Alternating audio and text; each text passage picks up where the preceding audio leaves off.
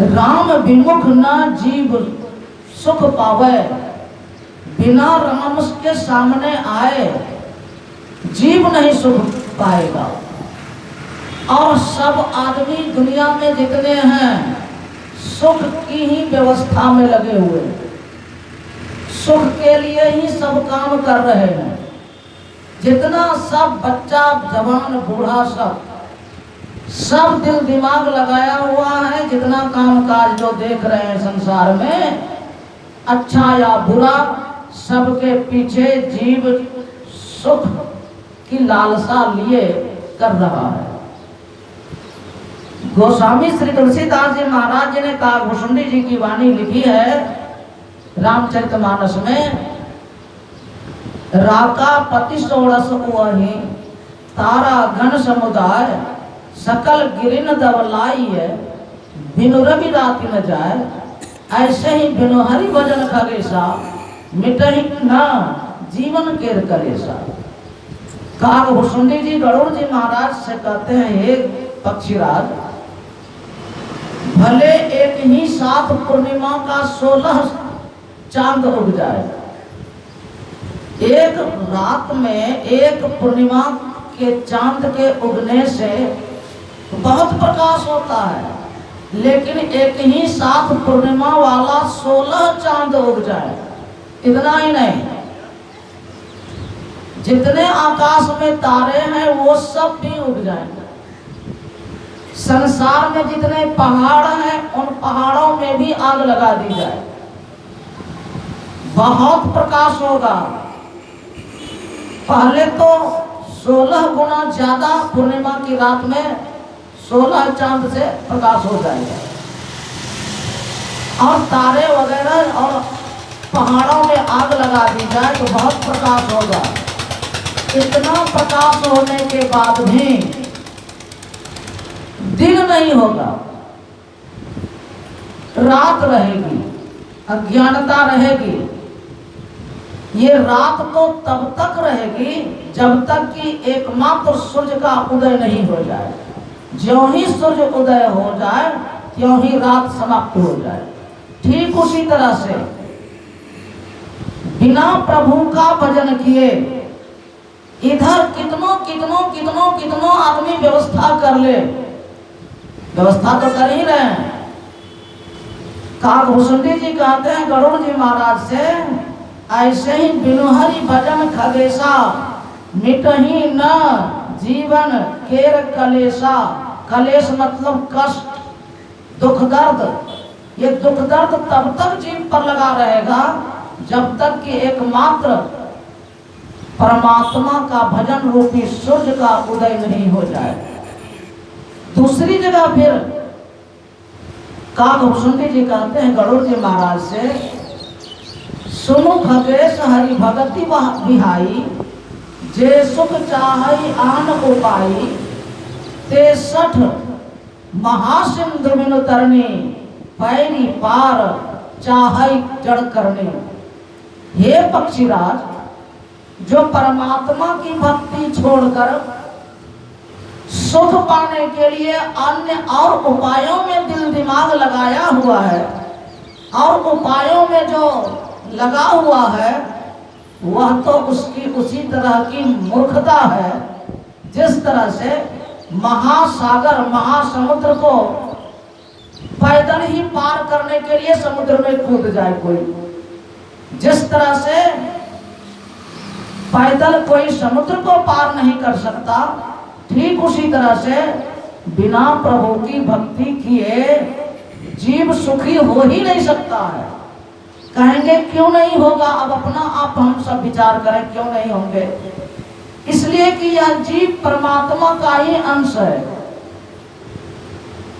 यह जीव संसार के प्राणी पदार्थों की कमी से नहीं दुखी है।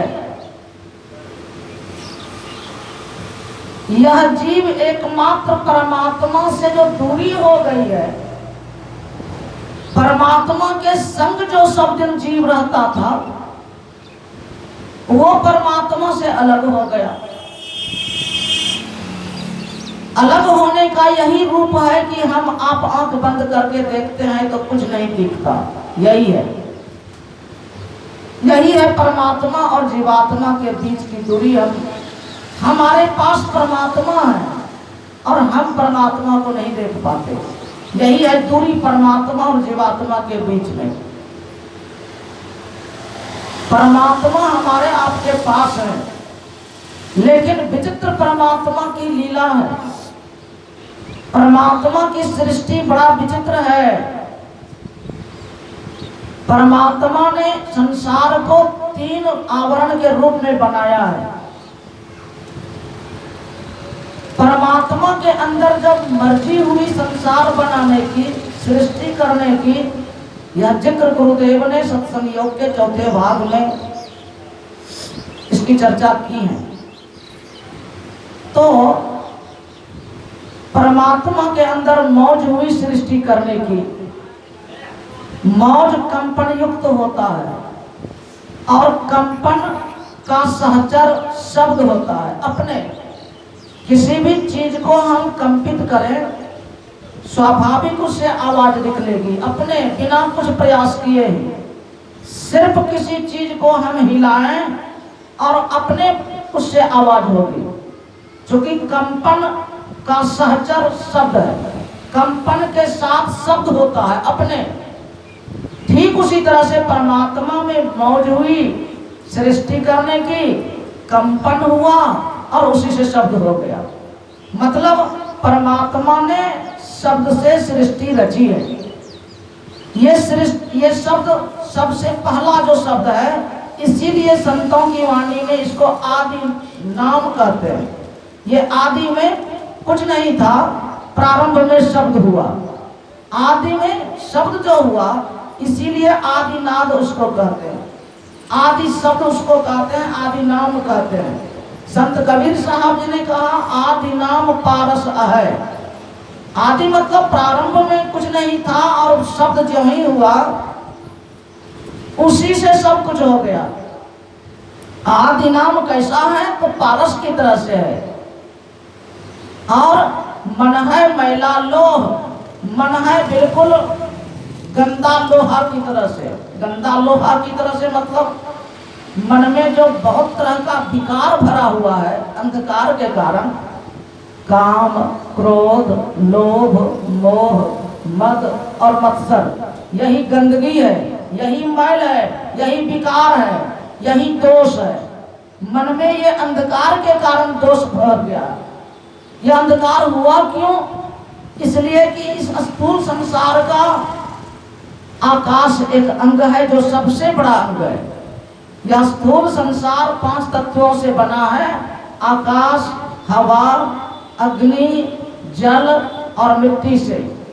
और उसी आकाश, वही 5 तत्वों से हम आपका शरीर बना है। चाहे महाराजा का शरीर हो, चाहे महारानी का शरीर हो, चाहे किसी नर नारी का शरीर हो, चाहे विद्वान हो, अनपढ़ हो, अनाड़ी हो, चाहे कोई आदमी है, सब आदमी का शरीर 5 तत्वों से बना। वो 5 तत्व है संसार का तत्व। आकाश है, हवा है, अग्नि है, जल है, मिट्टी है। इन 5 तत्वों का रूप है अंधकार। इसीलिए हम आप जीव जो अंधकार भरा जो 5 तत्वों से बना हुआ जो ये पिंजड़ा की तरह से शरीर है, महाजोगी गोरखनाथ जी ने कहा यह शरीर पिंजड़ा है। पिंजड़ा सप्त धातु का काया पिंजड़ा। ये 5 तत्वों से 7 धातु का निर्माण हुआ। इन 7 धातुओं से 5 तत्वों से बना हुआ जो ये शरीर हम आपका है, वो एक पिंजड़ा की तरह से है, पिंजड़ा की तरह से है। और इस पिंजरे में जुगुत विमुक्त हुआ। इस पिंजरे से निकलने की युक्ति नहीं जानने वाला जीव सुग्गा इस पिंजरे में बंद है।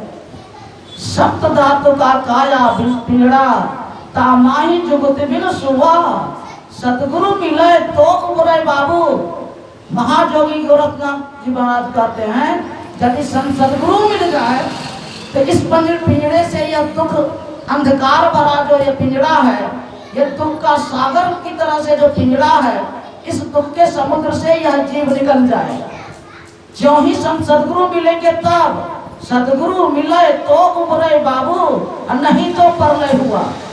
संत सदगुरु के ज्ञान के इशारे पर अक्षरशः जो अगर चलेंगे, वही इस दुख के समुद्र रूपी सप्त धातु से निर्मित इस पिंजरे से, शरीर से ये बाहर निकल सकता, परमात्मा में फिर मिल सकता है। नहीं तो दुख दर्द के सागर में पड़ा रहेगा।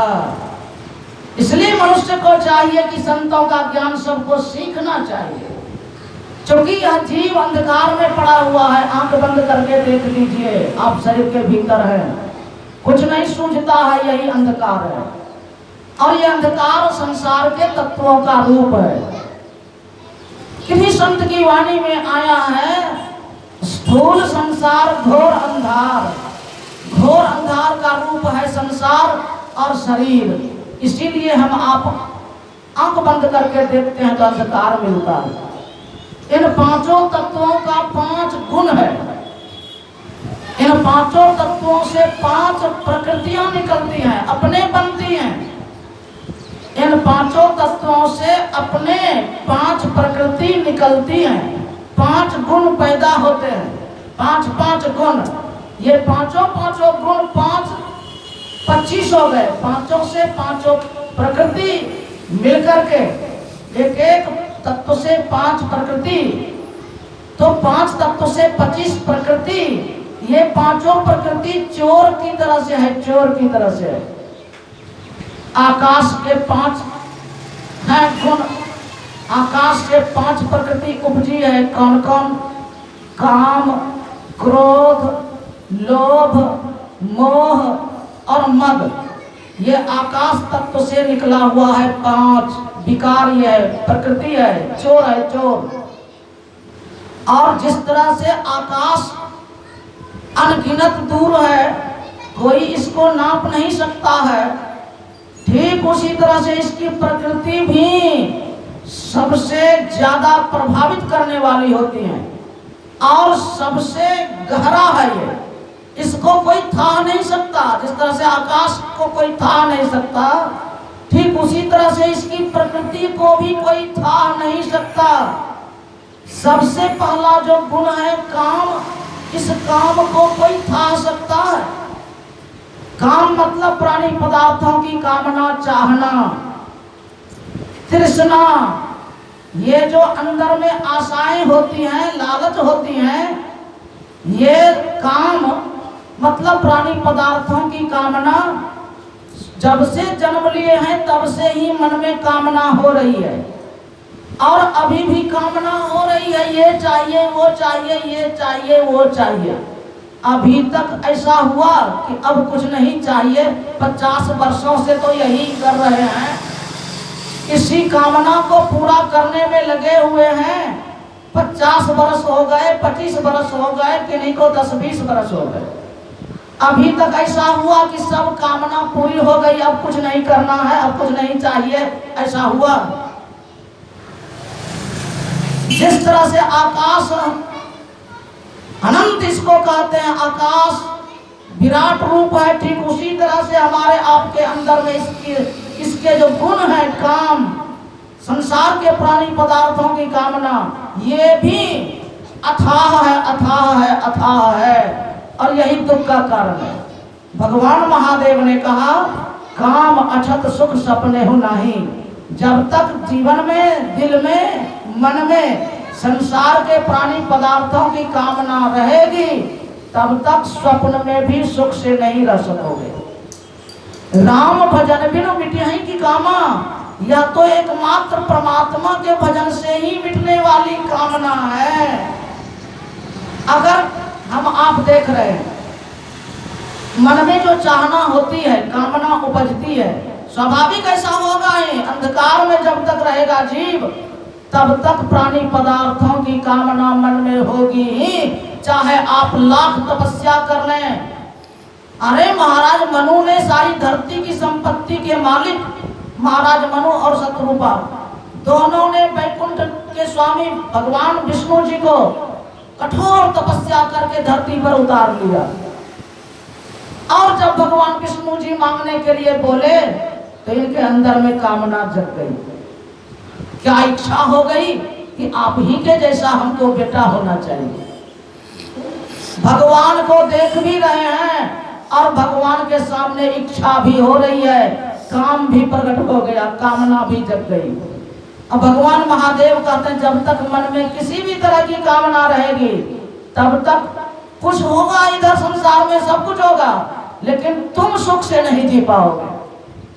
महाराज मनु को कहा एवं वस्तु यही होगा, क्या सुख से जी लिए, शरीर छोड़े तो फिर स्वर्ग गए, इस जीवन में नहीं मिला, इस जन्म में कामना की पूर्ति नहीं हुई। हम आप जो भी काम करते हैं, किन्हीं से कुछ मांगते भी हैं तो कहते हैं आजकल इसी जन्म में दे देना, लेकिन महाराज मनु को इस जन्म में नहीं प्राप्त हो सका, इसके लिए फिर जन्म लेना पड़ा, जन्म से पहले माता के पेट में आना पड़ा। हम आपका दुनिया का जो शरीर है जन्म से पहले माता के पेट में था, माता के पेट में बहुत दुर्दशा में था, पैर ऊपर था माथा नीचे था। संत कबीर साहब जी की वाणी है, कबीर वादिनी याद कर पग ऊपर तरसीस, माता के पेट में पैर सबका ऊपर था और माथा नीचे था, और वो महागंदगी की जगह में हम आपका शरीर था, भयंकर नरक में था, और परमात्मा की मर्जी हुई उस नरक से निकले। ये हाल हुआ महाराज मनु का। मनु भी फिर माता के पेट में आए और जन्म लिए तो फिर दशरथ के रूप में आए। संसार का नियम है, जन्म तो होगा लेकिन दोबारा जो जन्म होगा तो कुछ शरीर में अंतर हो जाएगा और फिर नाम भी बदल जाएगा। भगवान विष्णु जी का भी बहुत अवतार हुआ है, लेकिन एक बार में एक ही तरह का शरीर और एक ही तरह का नाम मिला। बहुत तरह का इनका अवतार हुआ, कभी मत्स्यावतार हुआ, मछली के रूप में वही भगवान विष्णु जी अवतार लिए, इसका नाम पड़ा मछली, मत्स्यावतार। फिर वही भगवान विष्णु जी कछुआ के रूप में कच्छप अवतार लिए, कछुआ का रूप धारण किए। देखिए वही भगवान विष्णु जी मछली में भी जन्म लेते हैं, वही भगवान विष्णु जी कछुआ के शरीर में आते हैं, कच्छप अवतार उसको कहा जाता है। और फिर एक ही बार फिर दोबारा भगवान विष्णु जी का अवतार हुआ तो बराह रूप में अवतार हुआ। बराह सुअर का शरीर होता है, उस रूप में भगवान विष्णु जी को आना पड़ा। फिर भक्त की भलाई के लिए और संसार की भलाई के लिए वो अवतार लेते हैं, वो अपनी इच्छा से अवतार लेते हैं धरती की भलाई के लिए, धरती के प्राणी की रक्षा के लिए, भक्त की रक्षा के लिए और अधर्मी पापी के नाश के लिए। चाहे जैसा शरीर धारण करना पड़े उस शरीर धारण करते हैं। वही भगवान विष्णु जी फिर वामन रूप में अवतार लिए, वही भगवान विष्णु जी फिर नरसिंह रूप में अवतार लिए। आधा शरीर मनुष्य का, आधा शरीर सिंह का। वही भगवान विष्णु जी श्री राम रूप में अवतार लिए, वही भगवान विष्णु जी द्वापर में कृष्ण रूप में अवतार लिए। लेकिन एक अवतार में एक ही नाम, एक ही रूप मिला, दोबारा वो नाम रूप नहीं मिला। ठीक उसी तरह से हम आप जीवों को जो अभी शरीर मिला है फिर यही शरीर नहीं मिलेगा। अगर ध्यान भजन करेंगे, अगर गुरु महाराज की दीक्षा लेकर के अगर ध्यान भजन करना शुरू कर देंगे, शरीर छोड़ने के बाद मनुष्य का शरीर जरूर मिलेगा। अगर ध्यान भजन नहीं किया, अगर दीक्षा नहीं ली, सबका तो तरीका होता है ना, ध्यान करने का भी तरीका होता है। अगर आपने नहीं ध्यान करने का तरीका सीखा, भेद भजन नहीं लिया, दीक्षा नहीं ली, तो आप भेद नहीं ध्यान करेंगे। नहीं ध्यान करेंगे तो संसार के ख्याल में आप जी रहे हैं, संसार के सुखों विषयों के ख्याल में आप जी रहे हैं। मरते समय भी आपको संसार का ही विषय ख्याल आएगा, संसार का ही ये सुख याद आएगा। होगा क्या? इसी संसार के सुखों के ख्याल में इस जीव की दुर्दशा हो जाएगी। मानव का शरीर नहीं मिलेगा, अगर ध्यान नहीं किया तो मानव का शरीर नहीं मिलेगा। संसार में 84 लाख प्रकार का शरीर है मानव शरीर के अलावे। भूत बैताल का भी शरीर है।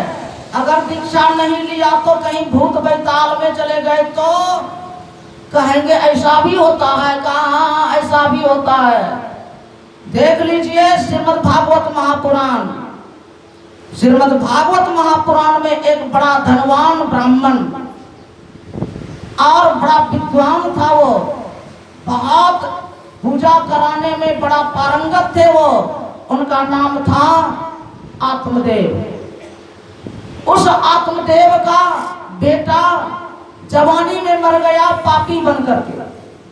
यही झूठ चोरी नशा हिंसा व्यभिचार इस पाप में लीन हो गया, रत हो गया और जवानी में मर गया। अब मर करके वो ब्राह्मण का बेटा भूत बैताल बना, प्रेत पिशाच बना। हम आप किस खेत की मूली है। सब मनुष्य को, चाहे स्त्री हो चाहे पुरुष हो, अपने जीवन की रक्षा करनी चाहिए ध्यान करके, दीक्षा लेकर के।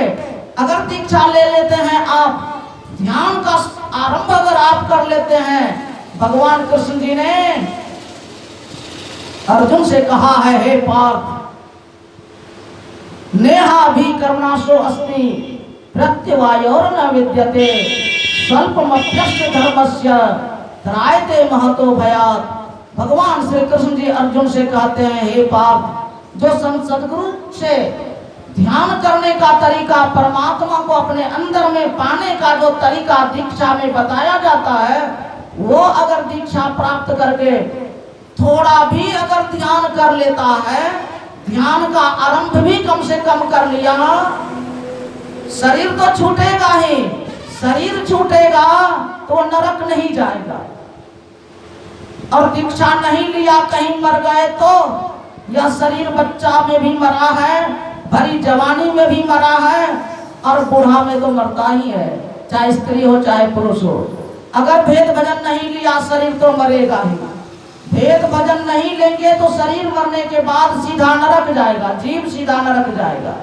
नरक में वो भयंकर दुख दर्द तड़प तड़प करके पाएगा, अकेले पाएगा। उस समय उस जीव के साथ कोई उसका साथी नहीं जाएगा, चाहे वो उसका कितना प्यारा प्यारी हो, क्योंकि उसको दिखता नहीं है कि ये जीव कहाँ चला गया। क्यों नहीं दिखता? इसलिए कि खुद को तो नहीं देखते तो औरों को क्या देखेंगे। जो खुद को देख लेंगे वही सबको देखेंगे कि चींटी में कैसे जीव आ गया, हाथी में कैसे जीव आ गया, सांप में कैसे जीव आ गया, सूकर शरीर में कैसे जीव आ गया, ये महाचांडाल घर में कैसे जीव आ गया। इस सब भंडाफोड़ हो जाएगा आपको। कब हो जाएगा? जिस क्षण की अपने आप की पहचान ध्यान करके आप कर लेंगे। ध्यान करेंगे आप, आपके ऊपर के आवरण हटेंगे। सबसे पहला आवरण है अंधकार। ये अंधकार हटेगा। जो आंख बंद करके देखते हैं कुछ नहीं सूझता, यही है अंधकार। यही है घनघोर अंधकार, जो आकाश, मिट्टी, हवा, पानी, अग्नि का ये जो रूप है अंधकार, संसार का रूप है, शरीर का रूप भी अंधकार है। और इस अंधकार से आप ध्यान करके ऊपर उठेंगे, आपके अंदर में दिव्य प्रभु का प्रकाश मिलेगा। आंख बंद में आपको प्रभु का प्रकाश मिलेगा। भगवान श्री राम जी ने हनुमान जी से यही कहा है, हे बजरंग बली सुन लो, हे पवन तनय सुन लो, हे हनुमान सुनो। बहु शास्त्र कथा कंथारो मंथेन विधैव किम अन्वेष्टव्यम प्रयत्नेन मारुते ज्योतिरांतरम। हे पवन तनय बजरंग बली हनुमान, तुम बहुत से शास्त्रों की कथा के मंथन में, कथा का मंथन मतलब कथा सुनाना चाहे सुनना, कथा सुनने की व्यवस्था करना, ये विविध तरह की बात होती है एक शब्द में। ये जो बहुत से शास्त्रों की कथा के मंथन में तुम लगे हुए हो, ये व्यर्थ है, व्यर्थ है। बहुत से शास्त्रों की कथाओं के मंथन में तुम व्यर्थ अपने आप को मत लगा। व्यर्थ तुम क्यों लगा रहे हो? बहुत से शास्त्रों की कथाओं के मंथन में दिल दिमाग तो करो क्या। तो भगवान श्री राम जी कहते हैं तू अपने अंदर की ज्योति की खूब प्रयत्नशील होकर के खोज करो।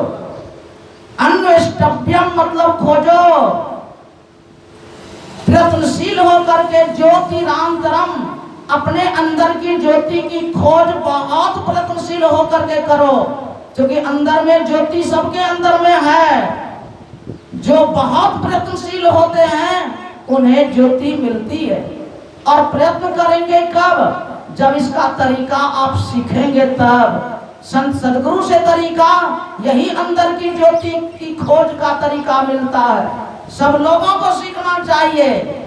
अरे सच्चे गुरु का तो यही है स्वरूप, यही तो गुरु का, यही गुरु की परिभाषा है। क्या परिभाषा है? जो अंधकार से प्रकाश की ओर ले जाए, जो अंधकार से प्रकाश की ओर ले जाए जीवात्मा को, ऐसे ही को गुरु कहते हैं। गुरु का अर्थ ही होता है अंधकार से प्रकाश की ओर ले जाने वाले।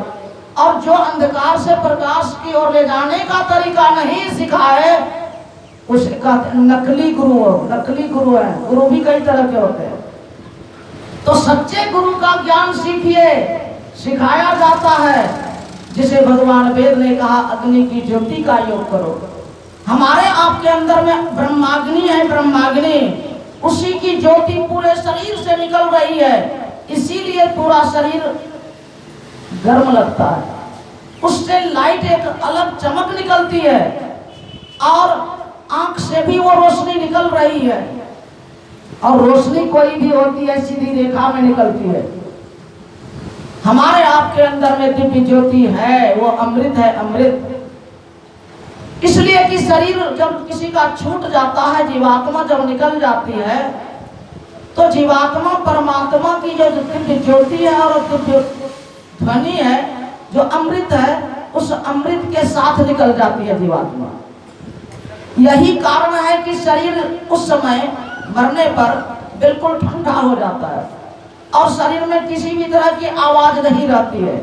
डॉक्टर रिजल्ट कर देता है कि नहीं, मर गया, अब इसके अंदर में कोई गर्मी नहीं है, न किसी तरह के नस नाड़ियों की धड़कन का शब्द है, ले जाओ, इसको जलाना है जलाओ, जो करना है करो।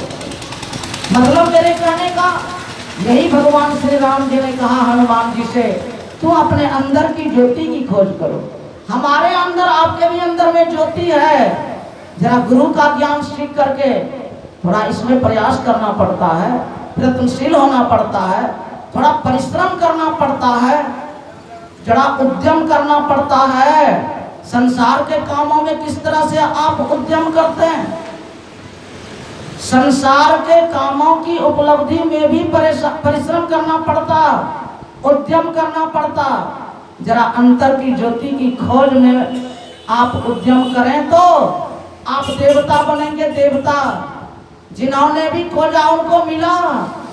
गुरुदेव ने लिखा, खोज करो अंतर उजियारी, दृष्टिवान कोई देखा है। अरे देखने वालों ने देखा जी, तुम भी खोजो, मिल जाएगा तुम्हारे अंदर में प्रकाश। अगर हमारे अंदर में प्रकाश नहीं रहता तो भगवान श्री राम जी से पहले ही वेद ने कहा, सत्युग में ही वेद का है सार उपदेश, तमसो मां ज्योतिर्गमय। भगवान वेद कहते हैं दुनिया के सभी मानवों को, है जीवो तुम अंधकार में मत पड़े रह, तुम प्रकाश की ओर चलो। हमारे आपके अंदर में प्रकाश है, जो भगवान वेद कहते हैं प्रकाश की ओर चलो। वो अंदर का प्रकाश है, बाहर का प्रकाश नहीं, अंदर का प्रकाश है। और फिर भगवान वेद कहते हैं असतो मां सद्गमय, तू असत संसार के ख्याल में मत पड़े रह, तू सत्य आत्मा और परमात्मा की ओर चलो। क्योंकि सत्य परमात्मा और आत्मा यही दो हैं, इसके अलावे सब असत है, इसके अलावे सब असत है। हम जीवात्मा सत्य हैं और हम आपके अंशी परमात्मा सब सत्य है। भगवान वेद ने यही कहा, अगर तुम प्रकाश की ओर चलोगे तो सत्यता का तुम्हें पता चल जाएगा। मतलब अपने आप की पहचान होगी और अपने आप संबंधी परमात्मा की भी पहचान होगी। होगा क्या? तू जो जुगों से जो जन्म मृत्यु के चक्कर में पड़े हुए हो, इस मरणशील संसार से तुम ऊपर उठ जाओगे, अमृत का पान करोगे। वो परमात्मा का अमृत है नाम, वो है शब्द, वो है सूक्ष्म शब्द, इस कान से नहीं सुन सकते। दिव्य सूरत के कान से जो अंदर में ज्योति देखने लग जाता जीव, उसी के अंदर में प्रभु का अमृतमय शब्द प्रस्फुटित होता है। अपने वो शब्द सुनाई पड़ता है और उस शब्द में इतना आकर्षण है कि वो परमात्मा बनाकर छोड़ता है। और यह शब्द शुरू में हुआ, परमात्मा ने सबसे पहले अमृत का निर्माण किया है। संसार बनाने में सबसे पहला परमात्मा का काम हुआ है अमृत का निर्माण। वो अमृत इस आंख से नहीं देख सकते, न इस कान से सुन सकते। वो परमात्मा विलक्षण है, उनका अमृत भी विलक्षण है। वो है सूक्ष्म ध्वनि, वही है आदि शब्द, वही है प्रणव ध्वनि, वही राम नाम है जो दिव्य है, ध्वन्यात्मक है, जो इस कान से नहीं सुन सकते। और वो अखंड है, वो सत है।